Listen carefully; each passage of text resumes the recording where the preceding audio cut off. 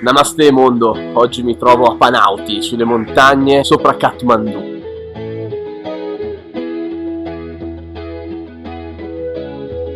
Vi porto a conoscere un Baba. Lui e Charlie sono questi personaggi da foto indiani e nepalesi, ma ormai purtroppo la maggior parte di questi sedotti dal turismo e quindi solo attrazioni fotografiche.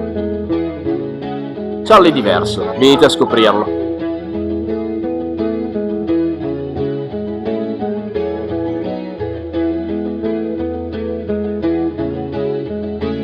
Namaste. Hariom. What is Baba? I don't want to search on Wikipedia. It's a very wide question.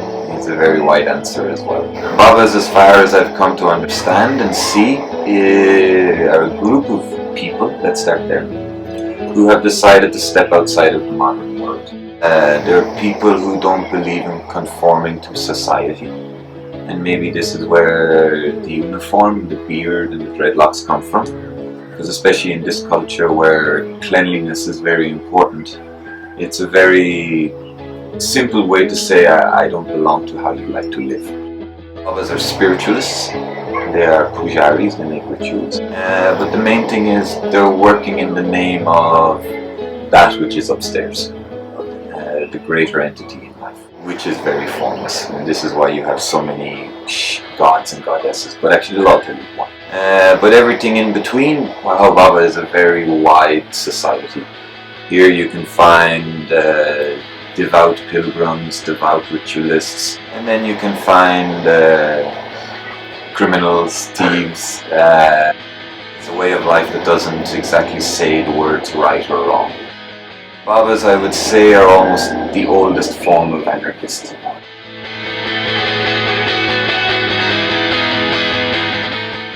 But at the core of it, a spiritualist, so they're even anarchist because God is in the center, of course. So, and it's an understanding, they're a group of people who understand and who worship, who maintain, who appease these energies. In the case of here, I predominantly work with fire. I predominantly like to travel the journey of elements, in this case the 5 elements. For me, this is the most primitive and most original way of life. I think, especially where we come from, and in the beginning, what were people worshipping in our side of the world? It was these elements in the beginning.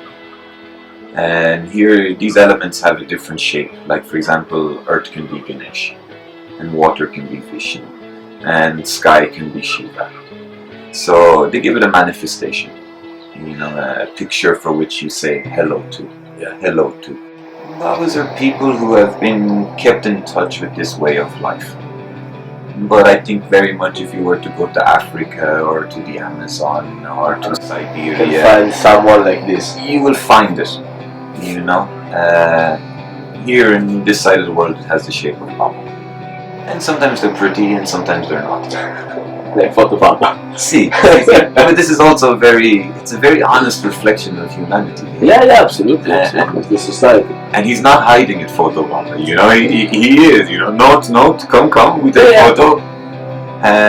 But there's a complete honesty in it. You come back to say our side of the world with organized religion, because here it's almost a show first. You know, you see how the church went in our side of the world.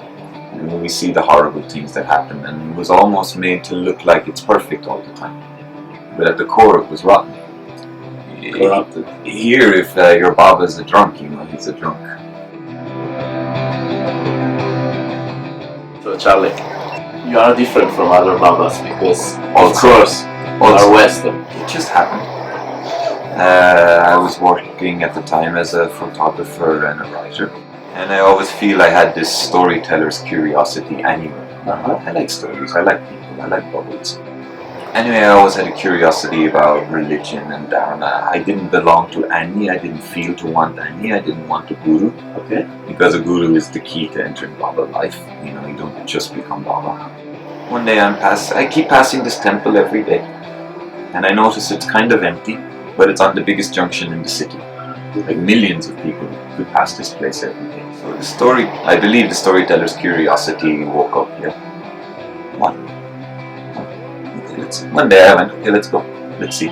So we develop our own way of communication, and slowly I'm able to ask questions and he's able to share thoughts and answers as well. And slowly through the time I begin to understand for him it's not about Shivas and Rams and Buddhas or anything. He goes to me one day, Charlie, you don't understand.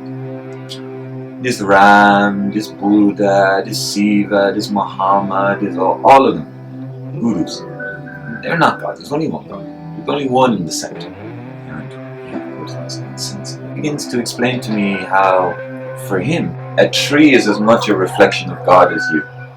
With Guruji, I began to be allowed to see this way of life. I began to learn that in the school it wasn't about a God. It wasn't about a particular Dharma. In my particular school of Baba, which is Udasi, everything is a God. And the biggest one is book. Every book is a knowledge. All knowledge is a gift. Though people say much less to me, oh, you're Baba, I feel what comes is more pure. Because I'm not looking for people to go, oh, Maharaj, Maharaj, Maharaj. I don't know, it's like, anyway, I always had a very individual life. For me, it's about the practice more than anything else. I like to wear a pants because actually I work as well. You know, I don't just sit in the temple all day, which I can do, and smoke children and have chai and bring me something and bring me something. No, man, life is for doing. For our Dasin way, it's mostly about karma yoga. We do. In my core, I like to work. I like to do things. Maybe I don't want to go to an office or live that life, but I like to have a reason to get out of bed in the morning. And this is a seva, it's a service. It's a sense of duty, because we're making an agreement with these animals, you know. We drink the milk, we do the work. And in the Hindu Dharma, in the Hindu way of thinking, it's the cow is so much more. It's Lakshmi personified. But when we come back to a very basic, simple thinking about it, I think actually drinking milk is about as tantric as it gets. Because what are we doing when we drink milk? We're reflecting our connection we have with our mother in our early days. This is why Hindus don't like to cut cow. Because you've drank the milk, so you've treated it as a mother. That's the reason. It's the main core reason. To cut a cow is to do the same action as cutting your mother, because you have drank the milk of your mother. And it's the same with fire. We don't stop it. Why? Because it's a service. It's not just we've created a deity or an entity.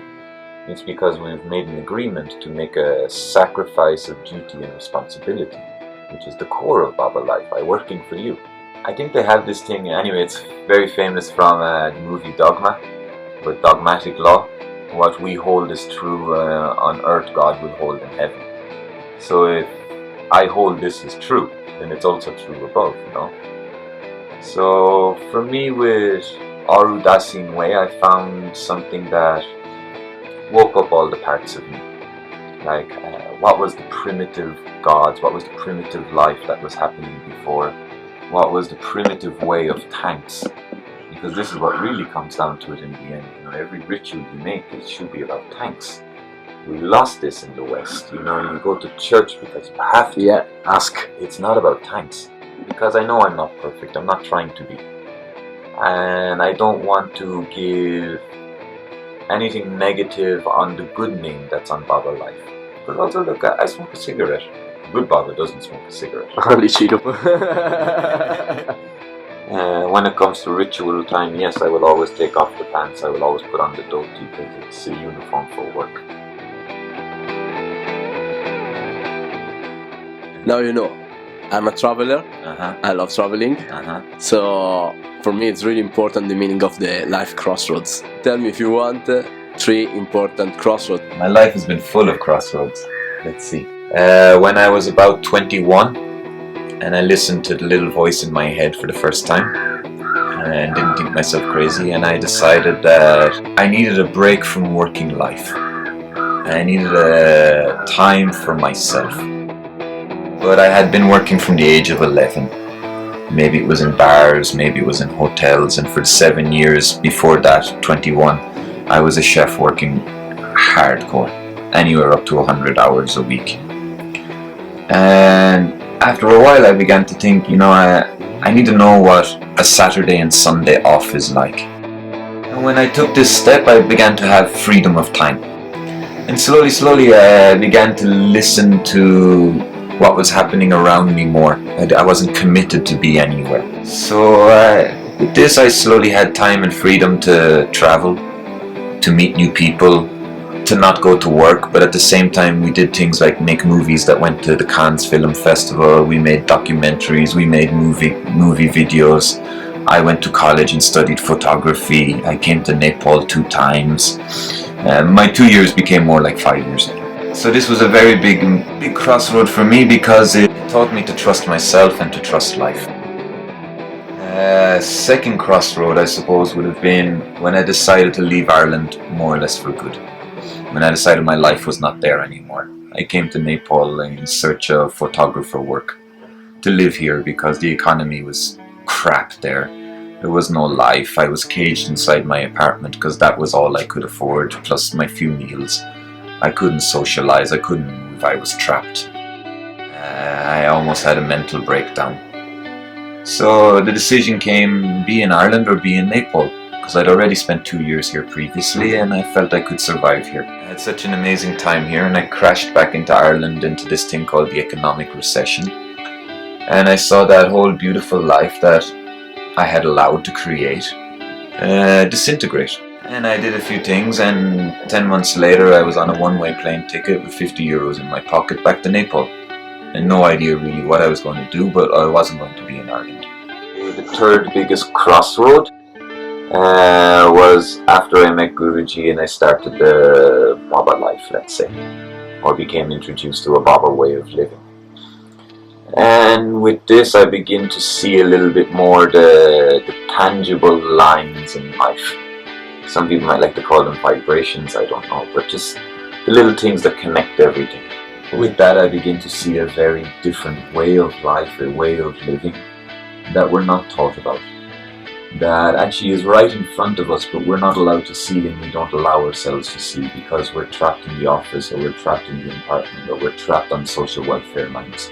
And from that came the story of this farm as well. One led to the other. 5 years later now I'm here on this farm, which has basically manifested itself. Living a Baba life. Actually I'm a person with nothing. I'm not married, I don't have children, I don't have a bank account we're talking about. But yet I'm never hungry. There's 8 cows down outside. There's 2,500 square meters of land here. Because people believed in it. They believed in the Baba. It's just about living a Santi life.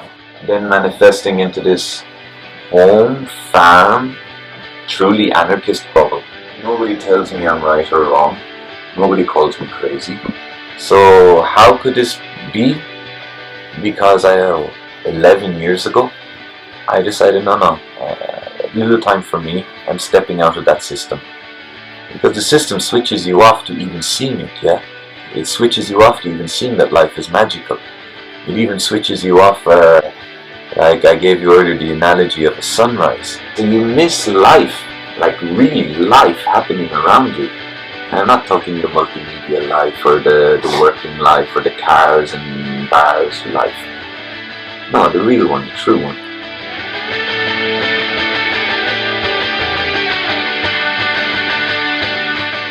I understand my journey through all these countries and this time and experience was leading me to my first true request, which was what is the true entity? What were we all practicing in the beginning? And here I've slowly been allowed to see it's all about the elements. Water doesn't exist inside you, you die. Fire doesn't exist inside you, you die. So this is it. You are actually a god. Something special very much lives inside you. It's there. It's the meaning of namaste. Namaste. Now if you take care of yourself, you eat nice food, you try to keep your thoughts happy. What are you doing? You're creating a nice home for this entity to live inside. You're keeping happy thoughts, you're allowing this entity to remain happy. And eventually this is a full reflection on everything around you. So just, think well, live well, eat well, and everything is good. But anyway, and this is what we're not allowed to know anymore, because we're so stressed out about deadlines, we're so stressed out about meetings, we're so stressed out about our phone, people don't remember what it's like to sleep on the earth in the night. Because you sleep on the earth enough, that connection keeps getting stronger. We've been totally disconnected in the West. So the third crossroad was by far the most connecting for me. And it showed me I was being delivered exactly what I asked for.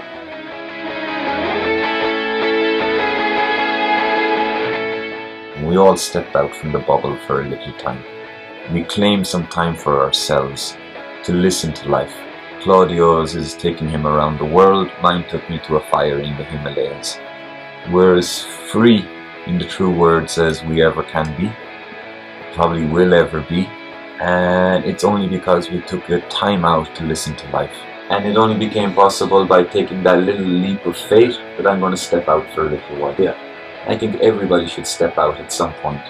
Maybe it's only for one sunrise, maybe it's for a year, maybe it's for 1,000 days, maybe it's for a whole chapter. But don't be afraid to step out. It's good for you. And namaste to all. Hari Om. Much happiness and love. Thank you, son. Thank you, Claudio. Bon voyage and happy travels on your next journey. Kole pala ka de ka na ya ka jala bam sa po kalis pa din na harana na